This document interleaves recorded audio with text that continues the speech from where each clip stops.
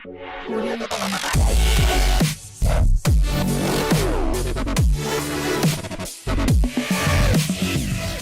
നമ്മൾ അവസാന ഭാഗത്തിലേക്ക് കടക്കുകയാണ്. സെക്കൻഡ് ഡിഗ്രി ഇക്വേഷൻ എന്ന് പറയുന്ന പാഠത്തിലെ അവസാനത്തെ സെക്ഷനിലോട്ട് കടക്കുകയാണ്.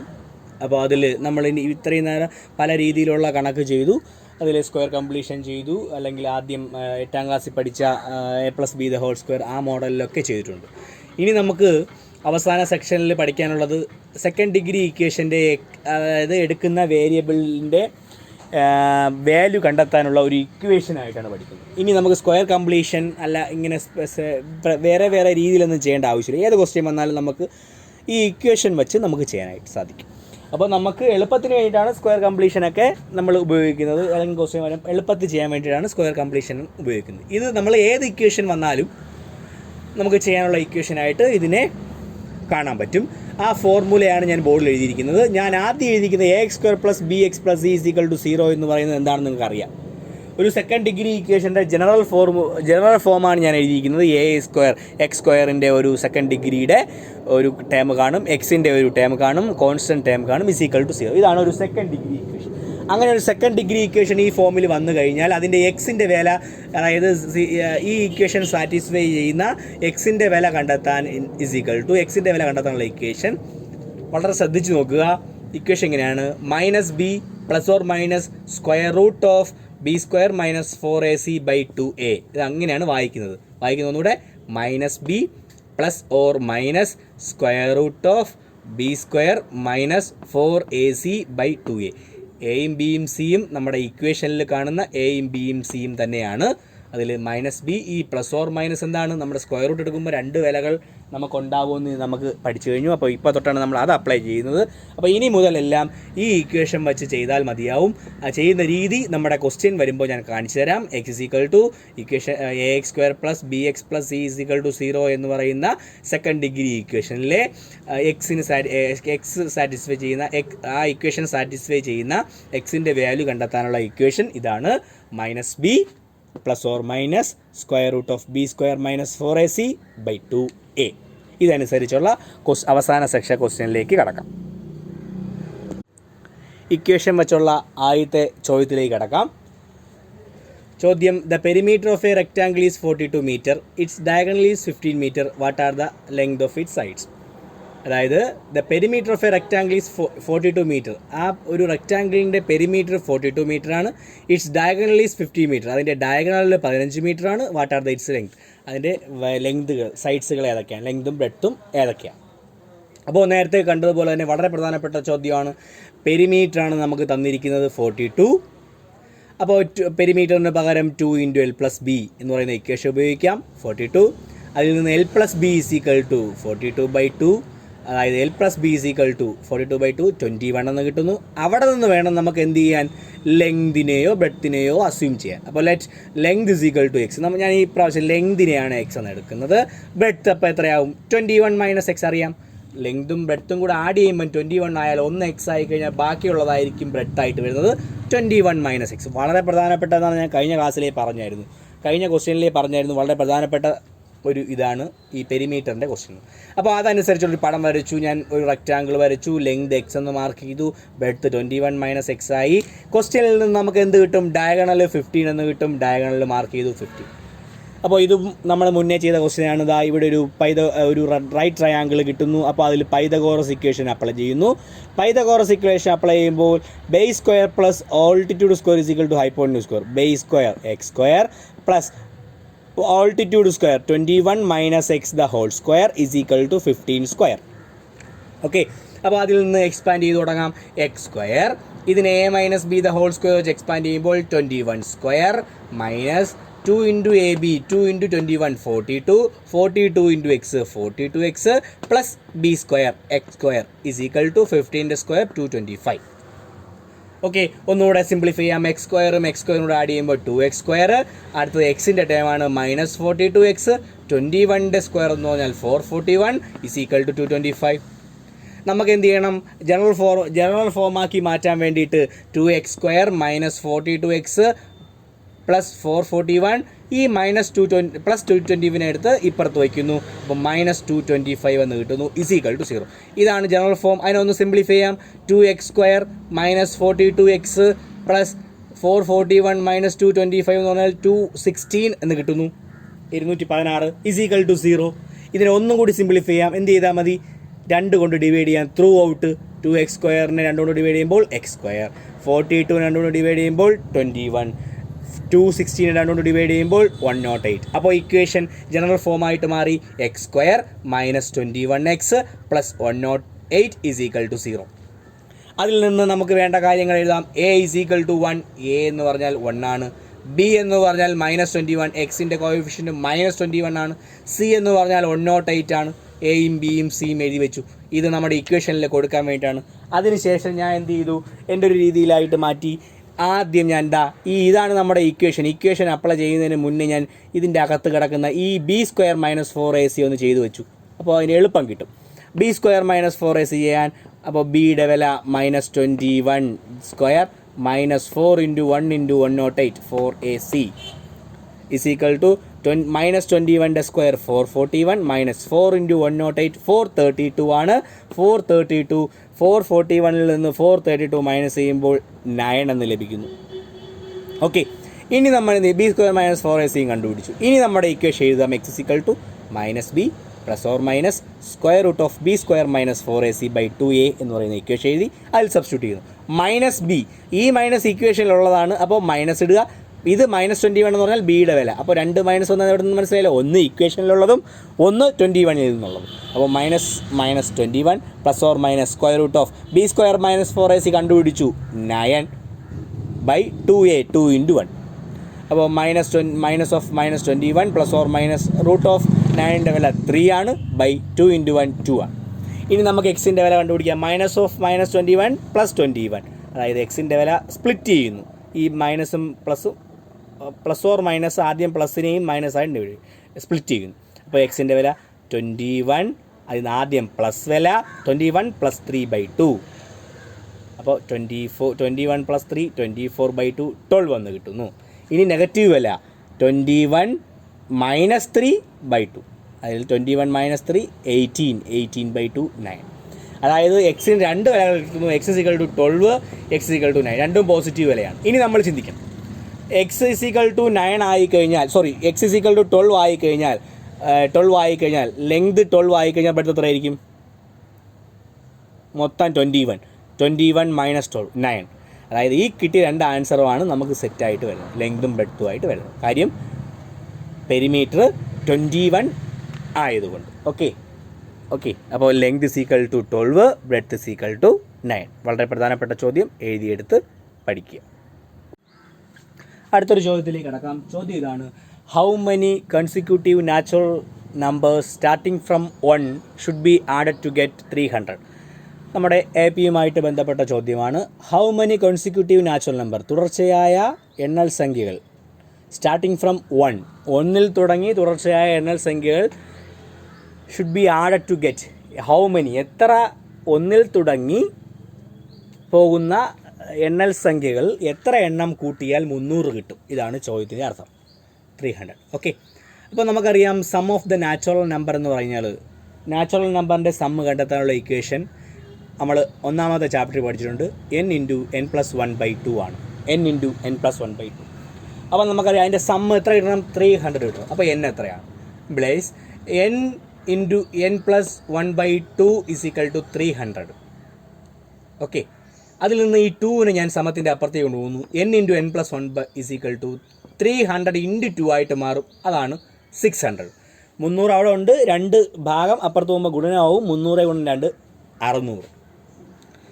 n² പ്ലസ് ബ്രാക്കറ്റ് ഓപ്പൺ ചെയ്യുന്നു. n × n n², n × 1 n. n² plus n = 600.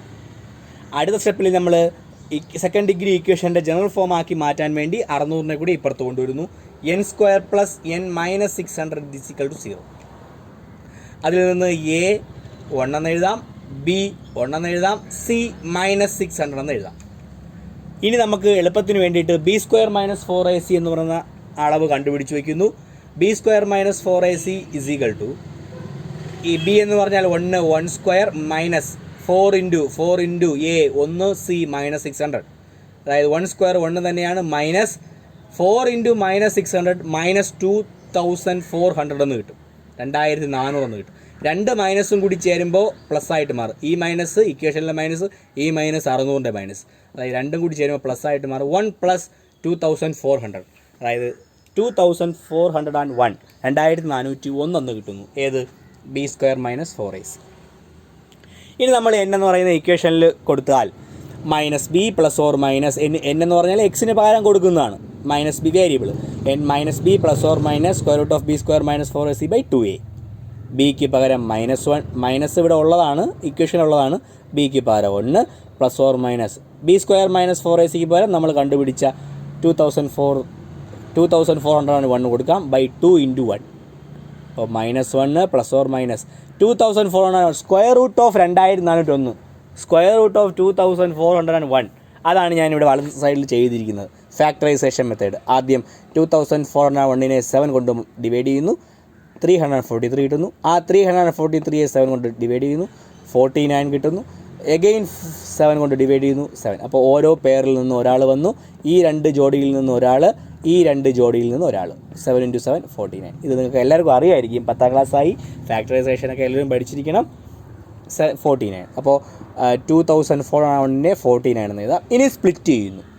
n -1 plus or minus 49/2. അപ്പോൾ -1 പ്ലസ് 49 48 ആണ്, 48/2 24 എന്ന് കിട്ടുന്നു. ഇനി നെഗറ്റീവ് വില കൊടുക്കുമ്പോൾ n -1 മൈനസ് 49/2, -1 മൈനസ് 49/2 മൈനസ് 50/2 ആണ്, അതായത് -25 എന്ന് ലഭിക്കും. അതായത് ഒരു വില പോസിറ്റീവും ഒരു വില നെഗറ്റീവും. ഒരിക്കലും എണ്ണൻ സംഖ്യകളുടെ എണ്ണം ഒരിക്കലും നെഗറ്റീവ് ആവില്ല. എണ്ണൻ സംഖ്യകളുടെ എണ്ണം ഉള്ളതാണ്. അപ്പോൾ ഈ വാല്യൂ ഒരിക്കലും എടുക്കാൻ പറ്റത്തില്ല. -25 എണ്ണം ഇല്ല ഒരിക്കലും, അപ്പോൾ ഈ വാല്യൂ എടുക്കാൻ പറ്റത്തില്ല. അപ്പോൾ n = 24. 24 പദങ്ങളുടെ 24 കൺസിക്യൂട്ടീവ് നാച്ചുറൽ നമ്പറിൻ്റെ എണ്ണമാണ്, സമ്മാണ് 300. ഓക്കെ, അടുത്തൊരു ചോദ്യത്തിലേക്ക് കിടക്കാം. What number added to 1 gives its own square? ചോദ്യം ഇതാണ്. What number added to 1? ഏത് നമ്പർ ആഡ് ചെയ്യണം ഒന്നിൻ്റെ കൂടെ ഏത് നമ്പർ ആഡ് ചെയ്താൽ ഗീവ്സ് ഇറ്റ്സ് ഓൺ സ്ക്വയർ, അതിൻ്റെ തന്നെ സ്ക്വയർ കിട്ടും എന്നാണ് ചോദ്യം. ശ്രദ്ധിക്കുക, ബോർഡിലോട്ട് നോക്കുക. അപ്പോൾ ഏതെങ്കിലും നമ്പരമാണ് നമുക്ക് ആഡ് ചെയ്യാനുള്ളത്. അപ്പോൾ ആ ആഡ് ചെയ്യാനുള്ള നമ്പറിനെ നമ്മൾ എക്സ് എടുക്കുന്നു. Let the number X, let the number B X. Okay, അപ്പോൾ ഏതിനോട് ആഡ് ചെയ്യണം? 1നോട് ആഡ് ചെയ്യണം. അപ്പോൾ ആ സെൻറ്റൻസിനെ ഇക്വേഷനാക്കി മാറ്റാം. എക്സ് പ്ലസ് 1 1 ആദ്യം എഴുതേണ്ടത്, ഞാൻ എക്സ് പ്ലസ് 1 എന്നാണ് എഴുതിയത്. 1നോട് കൂടി നമ്പർ ആഡ് ചെയ്യണം, അതായത് 1 + x എന്നാണ് എഴുതേണ്ടത്. ഞാൻ എക്സ് പ്ലസ് 1 എന്ന് എഴുതി, കുഴപ്പമൊന്നുമില്ല, രണ്ടും ഒന്ന് തന്നെയാണ്. = ഇറ്റ്സ് ഓൺ സ്ക്വയർ, ആ നമ്പറിൻ്റെ സ്ക്വയർ, എക്സിൻ്റെ സ്ക്വയർ, അതായത് x + 1 = x².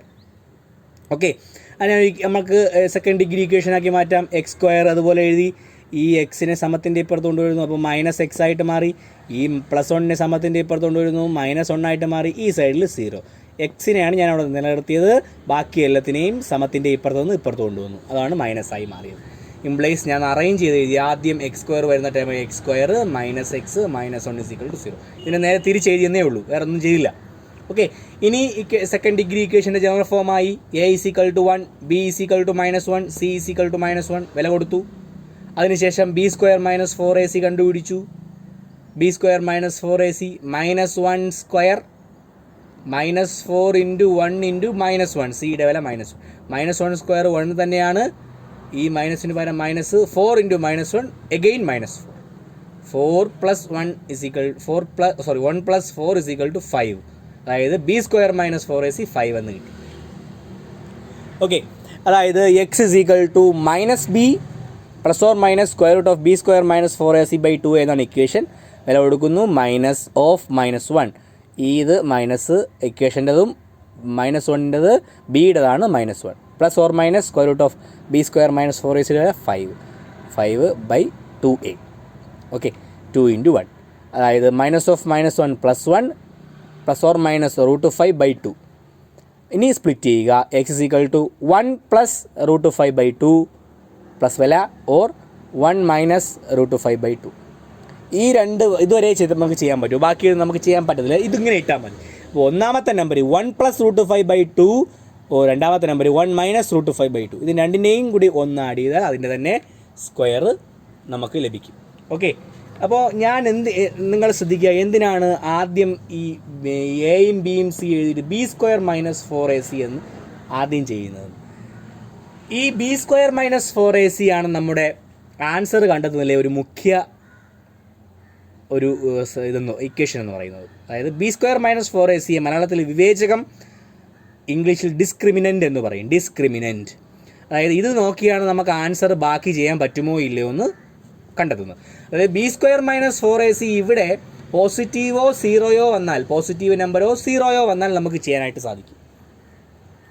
ഓക്കെ, ഈ B² - 4AC കണ്ടുപിടിക്കുമ്പോൾ ഇവിടെ നെഗറ്റീവ് നമ്പറാണ് വരുന്നതെങ്കിൽ ബാക്കി നമുക്ക് ചെയ്യാൻ പറ്റില്ല, ഇവിടെ വെച്ച് നമുക്ക് നിർത്താം. അതുകൊണ്ടാണ് ഞാൻ B² - 4AC കണ്ടുപിടിക്കുന്നത്. ചില സന്ദർഭത്തിൽ ഈ B² - 4AC കണ്ടുപിടിക്കാൻ സാധിക്കില്ല, B² - 4AC നെഗറ്റീവ് നമ്പർ വരുന്നു, അപ്പോൾ ബാക്കി ചെയ്യാനായിട്ട് സാധിക്കില്ല.